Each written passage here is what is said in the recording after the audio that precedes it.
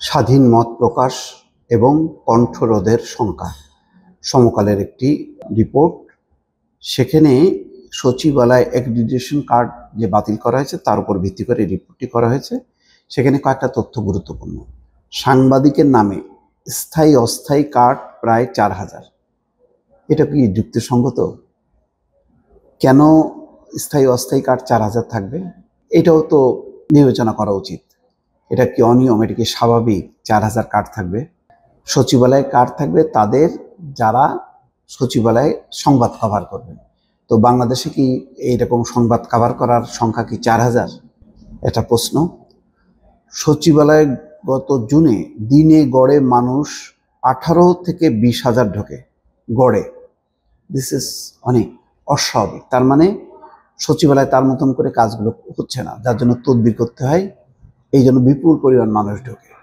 এটাও একটা শঙ্কার বিষয়। এটা নজিরবিহীন ঘটনা। এটা পৃথিবীর কোনো দেশে এইরকম দলে দলে হাজার হাজার মানুষ সচিবালয়ে ঢোকে আমি জানি না, আর বিশ্বের কোথাও ঘটে কিনা। আওয়ামী লীগ নেতা কর্মীদের নামে শত শত কার্ড। ওই যে ভুইফোর অনলাইনের নামে প্রচুর কার্ড, একটা অনলাইনের নামে হয়তো 5টা 10টা করে দিয়েছে, এরকম শত শত অনলাইন কার্ড বাতিলের সরকারের যুক্তি খুবই খোঁড়া। মত প্রকাশের স্বাধীনতায় বিশ্বাস করলে সরকার সিদ্ধান্ত প্রত্যাহার করবে। নজরুল ইসলাম, সভাপতি ওকাব, তিনি বলছেন, ওকাবের সভাপতি বলছেন যে অ্যাক্রিডিটেশন কার্ড বাতিলের যে যুক্তি সেটা খোঁড়া। কেন? এখানে খবরে বলা হচ্ছে অগ্নিকাণ্ডের ঘটনায় সচিবালয়ে প্রবেশে কড়াকড়ি আরোপ করেছে সরকার। বাতিল করা হয়েছে সাংবাদিকদের অ্যাক্রিডিটেশন কার্ড। এই নিয়ে সমালোচনার মুখে শনিবার সরকার এই সিদ্ধান্তকে সাময়িক বলে জানিয়েছে। বলেছে সংশ্লিষ্ট মন্ত্রণালয় প্রতিদিন অস্থায়ী পাস ইস্যু করবে। সাংবাদিক ও মানবাধিকার কর্মীরা সরকারের এই সিদ্ধান্তকে হঠকারী আখ্যা দিয়েছেন। তাদের ভাষ্য, সরকারের এমন অবস্থান স্বাধীন মত প্রকাশের ক্ষেত্রে বড় বাধা হয়ে দাঁড়াবে। অতীতের সরকারগুলো আইন কানুনের মাধ্যমে যেভাবে স্বাধীন সাংবাদিকতার কণ্ঠরোধ করত, বর্তমান অন্তর্বর্তী সরকারও সেই পথে এগুচ্ছে। বুধবার রাতে প্রশাসনের প্রাণকেন্দ্র সচিবালয়ের 7 নম্বর ভবনে ভয়াবহ আগুন লাগে। আগুনে 5টি মন্ত্রণালয়ে ব্যাপক ক্ষতি হয়। সংশ্লিষ্টরা বলছেন, সাংবাদিকদের অ্যাক্রিডিটেশন কার্ড ইস্যু করে তথ্য মন্ত্রণালয়ের অধীন তথ্য অধিদপ্তর কিন্তু নিয়মের বাইরে গিয়ে কার্ড বাতিল করেছে স্বরাষ্ট্র মন্ত্রণালয়। সিদ্ধান্ত গ্রহণের আগে তারা তথ্য মন্ত্রণালয়ের সংশ্লিষ্ট কর্মকর্তাদের সঙ্গে আলোচনা করেননি বলে জানা গেছে। অবশ্য অন্তর্বর্তী সরকার ক্ষমতায় আসার পর গত নভেম্বরে 3 দফায় 167 জন সাংবাদিকের অ্যাক্রিডিটেশন কার্ড বাতিল করে, সেটা রাজনৈতিক কারণে। নতুন করে অ্যাক্রিডিটেশন কার্ড বাতিলের ঘটনায় সাংবাদিক এবং মানবাধিকার কর্মীরা উদ্বেগ প্রকাশ করেছেন। ঢাকা সাংবাদিক ইউনিয়নের একাংশের সভাপতি সোহেল আহমেদ চৌধুরী ও সাধারণ সম্পাদক আক্তার হোসেন একটি বিবৃতি দিয়ে বলেছেন, সরকারের এই সিদ্ধান্ত স্বাধীন সাংবাদিকতার জন্য হুমকি স্বরূপ। এটি স্বাধীন সাংবাদিকতার বিকাশ শুধু বাধাগ্রস্ত করবে না, সংবাদ মাধ্যমের অবাধ তথ্য প্রবাহ ও বস্তুনিষ্ঠ সাংবাদিকতাকেও হুমকিতে ফেলবে। পরে আক্তার হোসেন বলেন, অবৈধ কার্ডধারী থাকলে তদন্ত করে সেটি বাদ দেওয়ার সুযোগ ছিল, কিন্তু অন্তর্বর্তী সরকার শুরু থেকে স্বাধীন সাংবাদিকতার প্রতিশ্রুতি দিয়ে এখন কার্ড বাতিলের সিদ্ধান্ত এক ধরনের দ্বিচারিতা।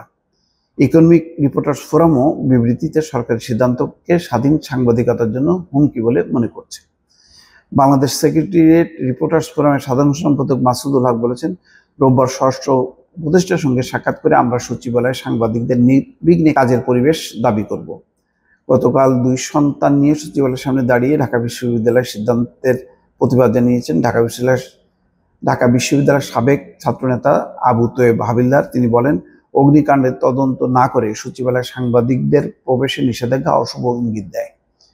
মানবাধিকার সংগঠন নূর খান লিটন বলেছেন, সাংবাদিকদের অ্যাক্রিডিটেশন কার্ড বাতিলের সিদ্ধান্ত মানুষের মধ্যে অনাস্থা তৈরি হতে পারে, যা স্বাধীন মত প্রকাশকে বাধাগ্রস্ত করবে।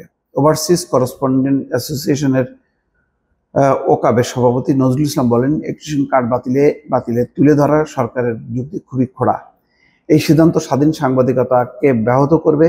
সরকার মত প্রকাশের স্বাধীনতায় বিশ্বাস করলে দ্রুত সিদ্ধান্ত প্রত্যাহার করবে।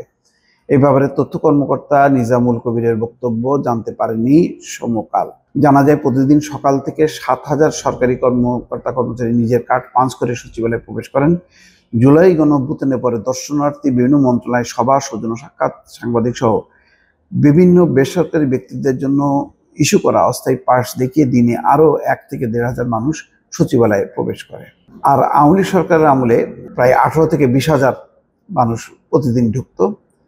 প্রতিদিন মন্ত্রণালয় এবং বিভাগ সর্বোচ্চ দিনে 20টি পাস ইস্যু করতে পারে, কিন্তু এসব নিয়ম কানুন কোনো কিছু ছিল না। যাই হোক, এখন সচিবালয়ে সাংবাদিকদের প্রবেশের অধিকার থাকতে হবে, অবারিত থাকতে হবে। সেটা অবশ্যই পেশাদার সাংবাদিকদের জন্য। গণহারে 4000 কার্ড, এর মধ্যে আমার ধারণা যে 3000 কার্ডই হচ্ছে ভুয়া, কোনো দরকার নেই। 1000 কার্ড সাংবাদিকদেরকে বেছে বেছে যদি দেওয়া হয়, সেটা একটা ভালো উদ্যোগ হবে, এটুকু বলা যায়। দর্শক ভালো থাকবেন, আল্লাহ হাফেজ।